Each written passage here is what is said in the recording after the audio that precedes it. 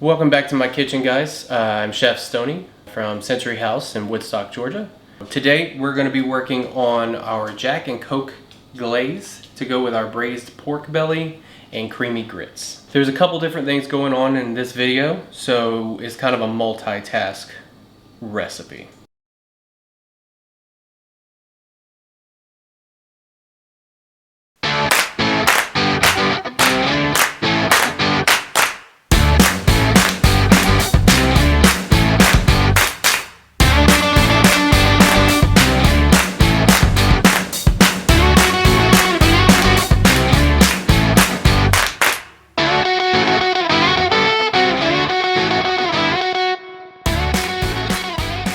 Inside my pan I have half a slab of whole bacon. We've got 1 quart of Mirepoix, 1 quart of chicken stock, and half a quart of water. We have 4 cloves of garlic, and we're just going to wrap this tight with foil and put it in the fridge overnight.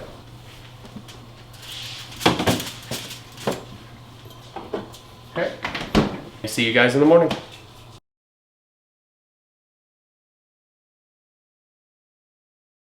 So we've had about three and a half hours in the oven, and what we're going to do now is take it out.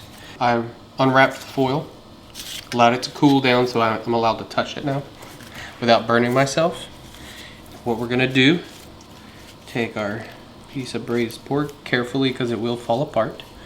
We're going to lay it, you want your fat up, so the big side with all the fat cap is going to go up. We're going to set that on a sheet pan. You can use any pan you want. You're going to be storing it overnight, so you need something. Piece of parchment underneath. You're going to do a piece of parchment on top. Sheet pan or something else on top. What we're going to do is I'm going to put this in the fridge, and I'm going to put a bucket or something heavy. Anything you have, put cups of water, anything heavy, because you want this to squish down overnight and get really firm. After that, we'll take it out tomorrow and portion it out so you can have little bite-sized braised bacons.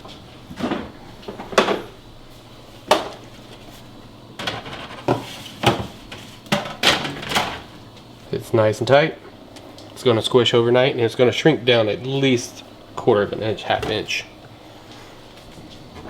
And we will see you guys tomorrow to finish this up.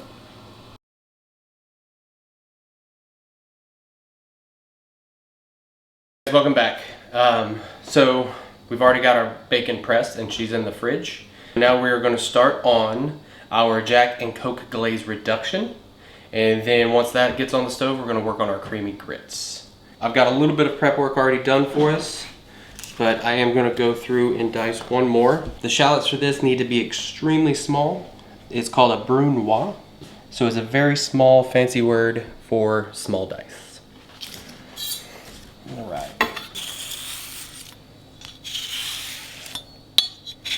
With the small shallots, you need to be extremely careful.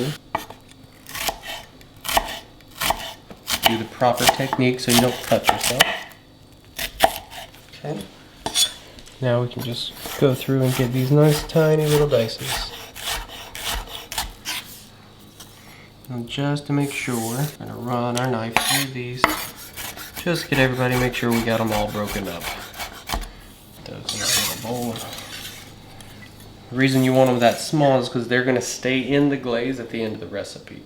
So you want them nice so people can see them and not just eat chunks of shallots. That was actually the very hard part of this recipe. So what we're going to do now, get our shallots, clean out our bowl. I want to use all of them. In that, we're going to throw a couple stems of thyme. We're just going to put the whole thing in there. We'll pull them out later.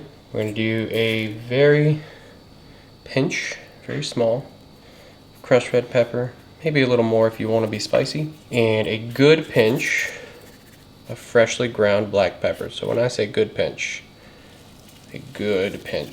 maybe a touch more black pepper.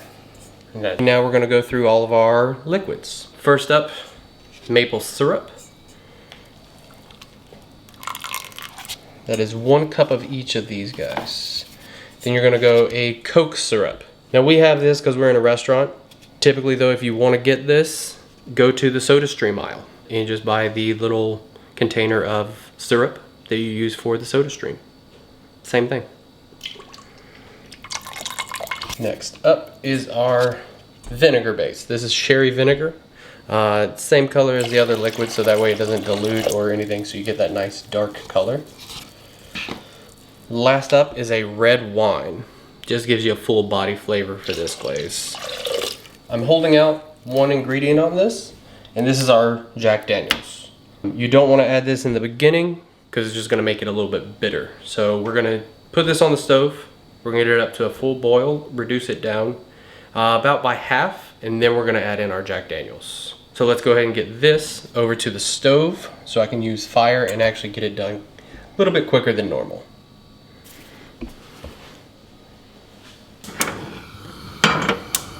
While we've got our glaze back there reducing away, I'm going to go ahead and do our creamy grits. Grits are normally a 2 to 1, so I'm only going to do like a cup of grits, so I need 2 cups of water. And we're going to bring that up to a boil. Now while that's coming up, I go ahead and toss in my butter, because you can't have grits without butter. That's southern. And we're also going to go ahead and do our good pinch of salt, salty water. And I personally love black pepper in my grits, so I'm going to go ahead and put a good pinch of black pepper in there as well.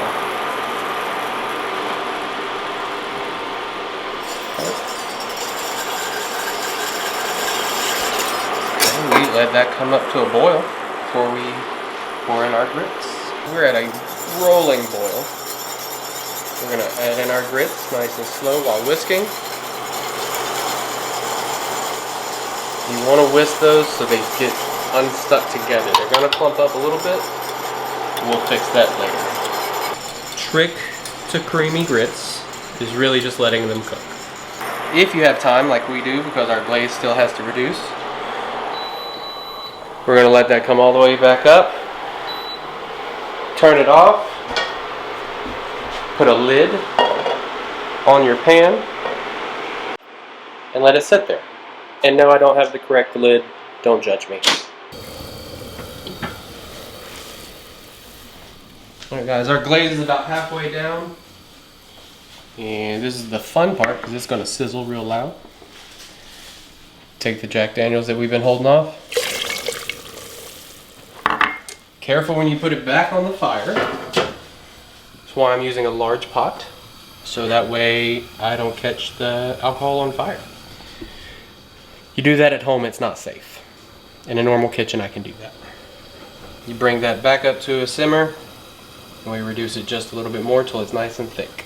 While that keeps going, we're going to cut up our slab of bacon we braised off. If you want to get fancy, I'm going to break out my scale, gloves, and a big knife.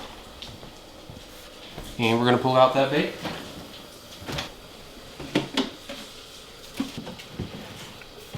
Make sure you remove all your weights. Safely. Alright. So, where are we? Sure we got our gloves.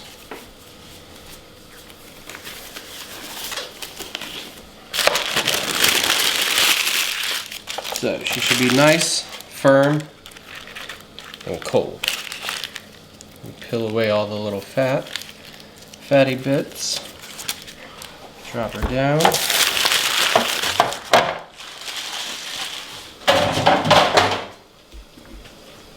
So with this little piece, what we're going to do is we're going to split it straight down the center. And we're going to portion out into little rectangles. You don't actually have to do that if you're at home. This is just how we do it in the restaurant to make it nice and even and nicely portioned out so that way you get equal weight throughout every dish. She should cut nice and easy. See? And now we got that nice slab of bacon. Just a little fat and a lot of meat. with this, takes a lot of time, practice. You're gonna judge and see how much she weighs. So that's 4.3 ounces. That's normally what we do in the restaurant. So I'm gonna set all of these aside. Turn our glaze down.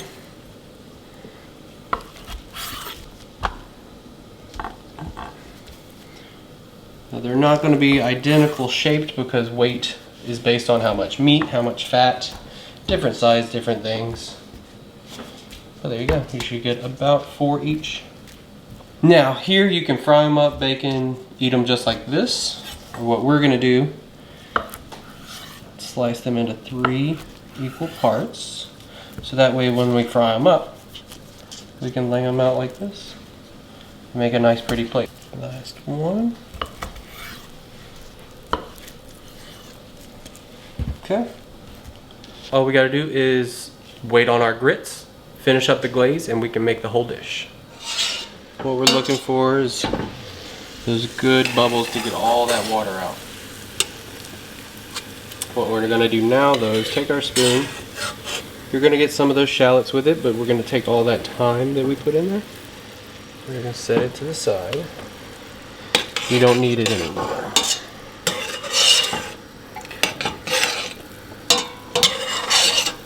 Once there, still a little liquidy, but we're gonna be reducing it later too when we put in the sliced up bacon. Alright, we're gonna let that go for another 2 to 3 minutes and see what happens, okay? So right here, guys, you're gonna see these really large bubbles, and that means we've almost reached all the water being pulled out of everything. This is the part right before your glaze is done. So we're going to go ahead and pull it off the stove. Okay. Come over here. Now you need a glass bowl, ceramic bowl, some kind of dish to pour it in to let it cool down to get it out of the hot pan. So what we're doing here is using our spoon so we don't splash. Because we did put syrups in here, that's sugar. You don't want to put sugar on, hot sugar on your skin. It will stick. But, so this is what you're looking for right here. A nice loose glaze. It's going to thicken once it cools down. But then we're going to put it right back into a hot pan with our fried off bacon bits. Alright, we're almost there, guys. We're going to be finishing up our grits now. They've been sitting in the back of the stove, getting nice and thick. So from here, so grits are always a little finicky. You don't know exactly how much you're going to need to make them perfect for you. So what I'm going to do here, I'm going to crank my heat up just a little bit. And I have about a half cup of heavy cream. And we're going to add some in there. Just a little bit to start. I want to see where we're going to be at when we get here. This is the part where you also got to be careful because it's going to start bubbling up at you. And just like sugar, grits will burn you real good.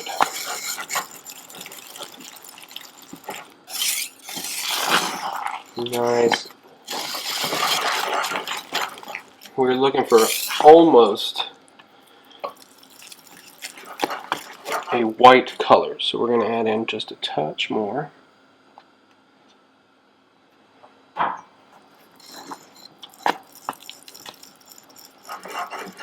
Lower our heat just a bit to let it simmer so it doesn't burn us. And we start our tasting process. Do a little bit. Very creamy, but we do need a little bit of salt at the end because it hasn't got that much salty flavor to it. And grits, you want some salt in there. Okay, we're going to add about 2 or 3 little pinches. Stir it up good, otherwise the salt's just going to sit there. So nice, creamy, but yet still thick. That's what we want. One more time. Nice little pinch. And that's what you want. You want the little bit of bite, the buttery and the creaminess to grits. That little black pepper that I put in gives you a little bit of flavor at the end. And if you want it spicy, put more black pepper in there. I don't mind. And we're ready to go.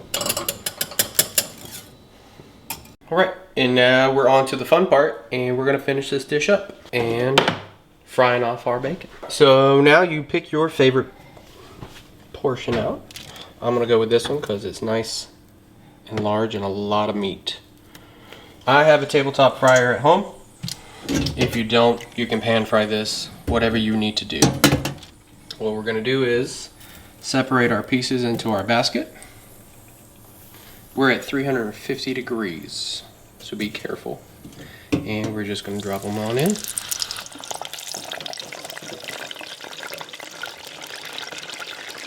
Okay, while our bacon is over there frying away, we're gonna take a couple spoonfuls of our glaze. Get as many shallots in there as you want. You want a good bit because we're gonna turn it on and let it glaze down real nice and thick. A couple spoons. Turn that heat on.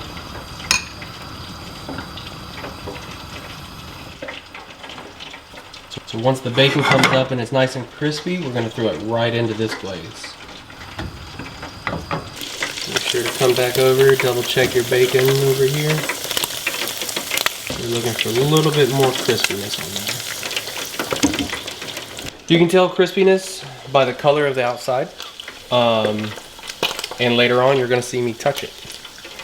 You don't want to touch it while it's in the oil because that's stupid. But that color, she's getting there. She's just nice and crisp, but not crispy right now. So our glaze is nice, hot.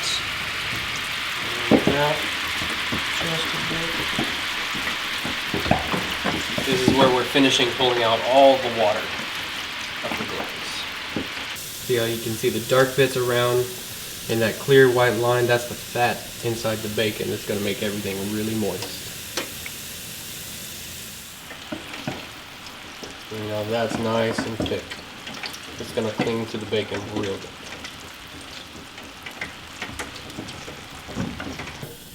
Instead of bringing my basket over to me, I'm going to bring my glaze to the fryer. Little safetiness. Take each piece.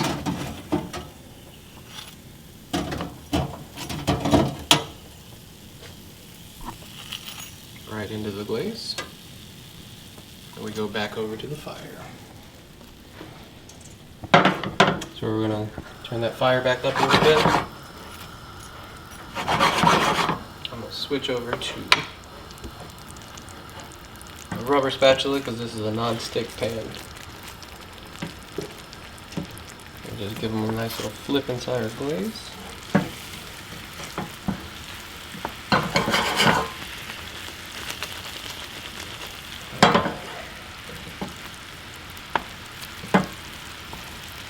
Okay, I think we're ready.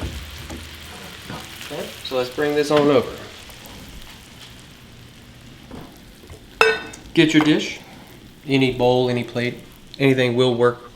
Make sure we take this, do it nice. You want to cover the whole bottom of the bowl. That way you got stuff to eat with our glaze. The glaze is not just good on bacon.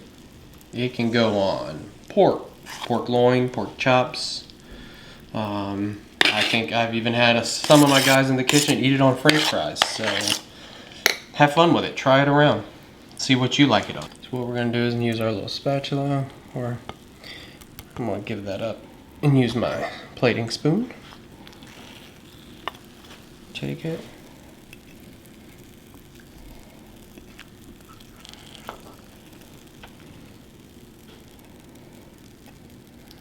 Nice and neatly. Doing shingles because we're trying to be fancy.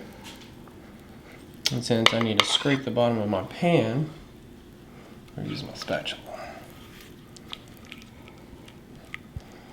Now this, you do a couple ways. You can pour the glaze right on over. I personally like to go straight down the middle. That way you can still see that bacon. A little bit of our glaze around on our grits. And normally we have some chives to go on top, but today I snuck in some green onions. Couldn't find any good chives at the store. So we're going to sprinkle those just right across.